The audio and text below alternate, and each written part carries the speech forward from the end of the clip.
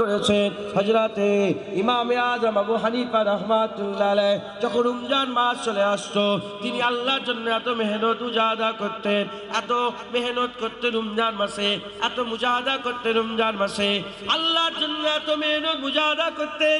কিতাবের মধ্যে এসেছে ইমামে আযম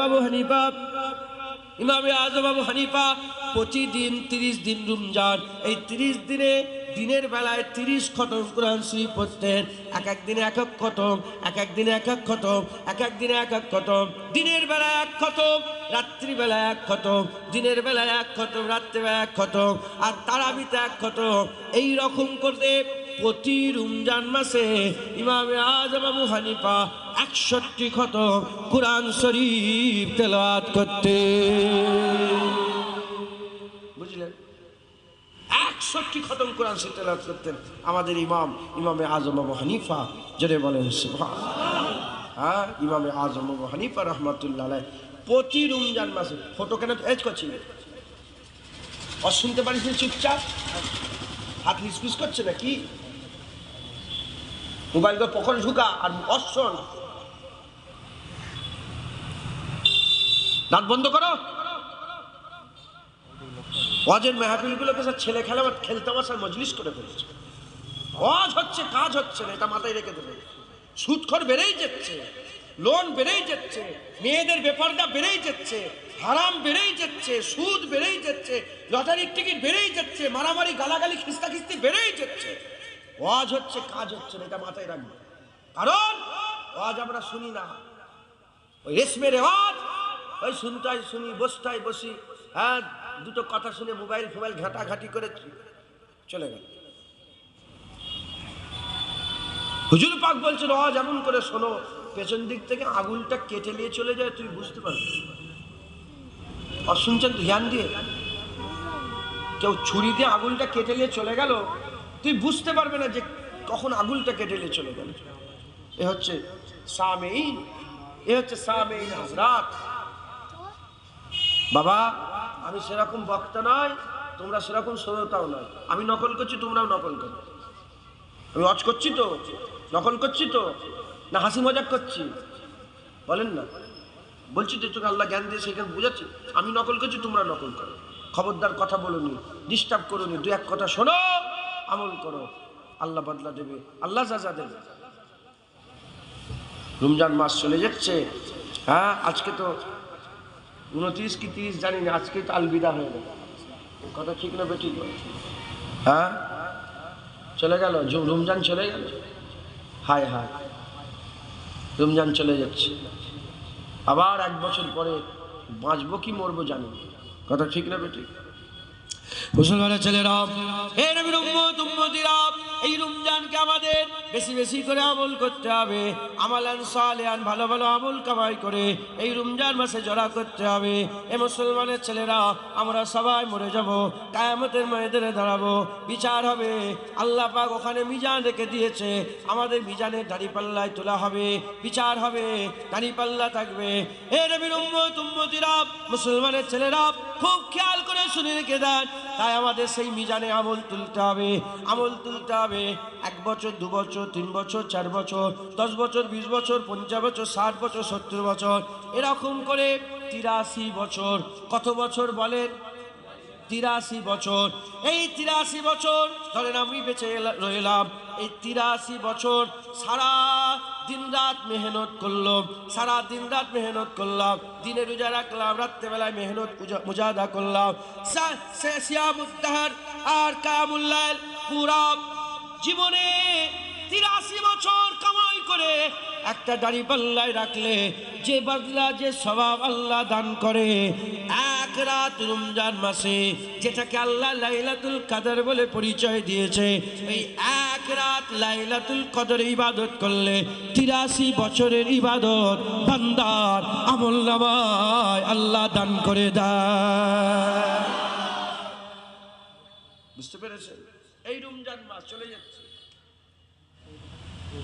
চলে যাচ্ছে। কি করছেন, কি করেছেন, আমরা কি করেছি? হ্যাঁ, মুসলমান আমাদের হাল খুব খারাপ, অবস্থা খুব খারাপ। আমাদের মেহনত করতে হবে। এই রমজান মাসটাকে কাজে লাগিয়ে আমাদের সকলকে আমালান সালেহান ভালো ভালো আমল জড়া করতে হবে। বলেন ইনশাআল্লাহ, জোরে বলেন, জোরে বলেন ইনশাআল্লাহ। আর সময় আছে অল্প, এই সময়টাই যতটা পারেন মেহনত মুজাহাদা করেন। 21 রাত, 23 রাত, 25 রাত, 27 রাত, 29 রাত, এই 5 রাত, এই 5 তাক রাত মানে বেজোর রাত। এই 5 রাতের মধ্যে হুজুর বলছেন খোঁজো। হুজুর পাক সাল্লাল্লাহু আলাইহি সাল্লাম, আমার রাসূল পাক সাল্লাল্লাহু আলাইহি সাল্লাম যখন প্রথম আমার আল্লাহ পাক এলান করলেন, এই রাতটাকে আল্লাহ 30 দিনে লুকিয়ে রেখেছিলেন। কত দিনে? 30 দিনে লুকিয়ে রেখেছিলেন। তার মানে আমাদের 30 দিন মেহনত করতে হতো। পারতাম? পারতাম বলেন না, আমাদের হাল তো আমরা জানি। পারতাম? 30 দিন মেহনত করতে হতো। হুজুর পাক বললেন আল্লাহ পারবে না, আমার উম্মত কমজোর। আল্লাহ বলেন ঠিক আছে, শেষ 20 রাতে খোঁজো, শেষ 20 রাতে খোঁজো। হুজুর পাক বললেন আল্লাহ পারবে না, আমার উম্মত কমজোর। হুজুর পাক বললেন কমজোর। আল্লাহ বলেন ঠিক আছে, শেষ 80 রাতে খোঁজো। মানে 21, 22, 23 করে 10 দিন শেষ বেলায়। আল্লাহ পারবে না আমার উম্মত। তখন আমার আল্লাহ বললেন শেষ বেজোর 5 রাতে খোঁজো। 21, 23, 25, 27 আর 29। হাদিস পাকের মধ্যে এসেছে হুজুর পাক সাল্লাল্লাহু আলাইহি ওয়াসাল্লাম একদিন বেরোলেন, মুবারক ঘর থেকে বেরিয়ে এই উদ্দেশ্যে বেরোলেন যে আমি বলে দিই যে কোন রাতটা লাইলাতুল কদর, আমি বলে দেবো। হুজুর জানতেন। বেরিয়ে দেখলেন দুজন কথোপকথন ঝগড়া করছে, লাইলাতুল কদর নিয়ে দুজন ঝগড়া করছে। হুজুর পাক লুকিয়ে ফেললেন, যদি বলে দিই তাহলে এর গুরুত্ব কমে যাবে, সারা মাসের গুরুত্ব কমে যাবে, সারা রাতের গুরুত্ব কমে যাবে। মাথায় ঢুকছে, বুঝতে পেরেছেন? কেন ওই একটা রাত পেয়ে গেলে সব ইবাদত ছেড়ে দেয়, ওইটা কি কথা ঠিক না বেটি? হুজুর পাক আমাদের উপরে হেসান করে আল্লাহ পাক হুজুর পাকের ওসিলায় 5 রাতের মধ্যে আমাদের জানিয়ে দিলেন। এর বেশিরভাগ রিওয়ায়াতে এসেছে, কেউ বলেছে 21 রাত, কেউ বলেছে 27 রাত, কেউ বলেছে 25 রাত, আবার কেউ এরম যুক্তি দিয়েছে লাইলাতুল কদর। এই লাইলাতুল কদরে 9টা হরফ আছে। কটা আছে? আর গোটা কুরআন শরীফে লাইলাতুল কদর শব্দটা 3 বার এসেছে। কবার এসেছে? 3 বার। মানে এই ইন্না আনজালনাহু ফি লাইলাতুল কদর একবার, ওয়া আদরাকা মা লাইলাতুল কদর দুবার, লাইলাতুল কদর খায়রুন 3 বার। কবার হলো? আর আছে কি?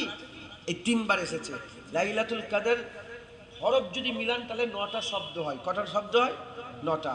3 9 27। এই জন্য বলছে যে আল্লাহ পাক 3 বার বলেছে, 9টা হরফ, 3 9 27।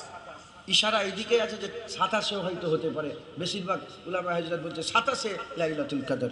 কিন্তু আমরা ওটা দেখব না, আমরা 5 রাতে মেহনত করব। 21, 23, 25, 27, 29। এই 5 রাত যদি আমরা মেহনত করি, আল্লাহর কসম এই 5 রাতের মধ্যেই কি, এই 5 রাতের মধ্যে কোনো সন্দেহ নেই, পড়ে যেতে পারে মানে সন্দেহ আছে, এর মধ্যেই লাইলাতুল কদর আছে। একবার জোরে বলে। এই 5 রাত আমরা মেহনত করব, একটাকে পাবো। ওই একটাই কি হবে? ওই একটাই কি হবে? ওই এক রাতের ইবাদতে 83 বছরের বেশি ইবাদত আল্লাহ আমাদের আমলনামায় দান করবে। জোরে বলে। মুসলমানের ছেলেরা, হে নবীর উম্মত উম্মতিরা, আমার আল্লাহ পাক কুরআন শরীফের মধ্যে বলছেন ইন্না আনজালনাহু ফি লাইলাতুল কদর। আমার আল্লাহ পাক বলছেন নিশ্চয় এই রাতের ইজ্জত এত কেন, এই রাতের সম্মান এত কেন? আল্লাহ বলছে নিশ্চয় এই রাতে কুরআন নাজিল হয়েছে। কিন্তু আমরা তো জানি কুরআন শরীফ 23 বছর ধরে নাজিল হয়েছে, তাহলে এই রাতে কি করে হলো? হে নবীর উম্মত উম্মতিরা, এই যে কুরআন শরীফটা, এই কুরআন শরীফটা আমার আল্লাহ পাক লাউহে মাহফুজে, এই কুরআন শরীফটাকে আমার আল্লাহ লাউহে মাহফুজে সংরক্ষণ করে রেখেছিলেন। আমার আল্লাহ পাক ওই লাউহে মাহফুজ থেকে নিচই নামিয়েছিলেন বাইতুল ইজ্জা বলে একটা জায়গা আছে। বাইতুল ইজ্জা বলে একটা জায়গা আছে, যেমন বাইতুল্লাহ, বাইতুল মামুর, ওরকম বাইতুল ইজ্জা বলে একটা জায়গা আছে। ওই রাত্রে বেলায় হয় 21-এর রাত, নাহলে 25-এর রাত, নাহলে 23-এর রাত, নাহলে 27-এর রাত, নাহলে 29-এর রাত, এই 5 রাতের মধ্যে একটা রাতে আমার আল্লাহ পাক লাউহে মাহফুজ থেকে কুরআন শরীফকে বাইতুল ইজ্জাতে নিয়ে এসেছেন। এই জন্য এই রাতের ইজ্জত আমার আল্লাহ 1000 মাসের চেয়ে বড় করে দিয়েছে। এ নবীর উম্মতিরা, অন্য রিওয়ায়াতে এসেছে এই রাতের ইজ্জত এত বড় হলো কেন, এই রাতের সম্মান এত বড় হলো কেন? হুজুর পাক সাল্লাল্লাহু আলাইহি সাল্লামের কাছে খবর এলো একজনা বানি ইসরাইলদের জামানায়, মানে হুজুর পাক সাল্লাল্লাহু আলাইহি সাল্লামের দুনিয়ার হুজুর পাকের উম্মতের আসার আগে যেসব উম্মত এসেছিল সেই উম্মতের মধ্যে একটা উম্মতের খবর এলো। একটা উম্মত এমন ছিল যে 1000 বছর বেঁচে ছিল, 1000 বছর বেঁচে ছিল। ওই 1000 বছর বেঁচে থাকা মানুষটা সারাদিন লড়াই করত, সারাদিন রোজা রাখতো, আবার জিহাদ করত, রোজা রাখতো, জিহাদ করত, আর রাত্রিবেলায় কিয়ামুল লাইল করত, আল্লাহ পাকের দরবারে দাঁড়াতো, ইবাদত করত। ওই সময় হুজুর পাক সাল্লাল্লাহু আলাইহি সাল্লাম শোনার সঙ্গে সঙ্গে বললে, আমার উম্মতটা এত বছর হায়াত পাবে না, আমার উম্মতটা এত বছর হায়াত পাবে না। আল্লাহ পাক আমার উম্মত তো এত বছর হায়াত পাবে না, তাহলে তারা তো 1000 মাস ইবাদত করলো, 1000 বছর ইবাদত করলো, 1000 বছর ইবাদত করলো, 1000 বছর লড়াই করলো, 1000 মাস লড়াই করলো, 1000 মাস রোজা রাখলো, কিয়ামুল লাইল করলো, সিয়ামুদ দাহর করলো। এই মুসলমানের ছেলেরা, আমার আল্লাহ পাকের হাবিব মনে মনে চিন্তা করছে, তাহলে আমার উম্মত তো এই নিয়ামত পাবে না কেন, বয়স তত নয়। বলার সাথে সাথে আমার আল্লাহ পাক হুজুর পাকের এই আশাকে পূরণ করার জন্য খবর দিয়ে দিলেন, লাইলাতুল কদরে খায়রুম মিন আলফিস শাহর। আমার আল্লাহ পাকের হাবিবকে আল্লাহ পাক খবর দিয়ে বললেন, আমার হাবিব শোনো, আমি আল্লাহ পাক তোমার উম্মতের জন্য একটা রাতের সঙ্গে পরিচয় করিয়ে দিয়ে যাচ্ছে। আমি আল্লাহ একটা রাতের সঙ্গে পরিচয় করিয়ে দিচ্ছি, ওই রাতে ইবাদত করলে 1000 মাসের ইবাদতের সওয়াব এক রাতের উসিলায় আমার আল্লাহ বান্দাকে দান করে দেবে। জোরে হবে না সুবহানাল্লাহ?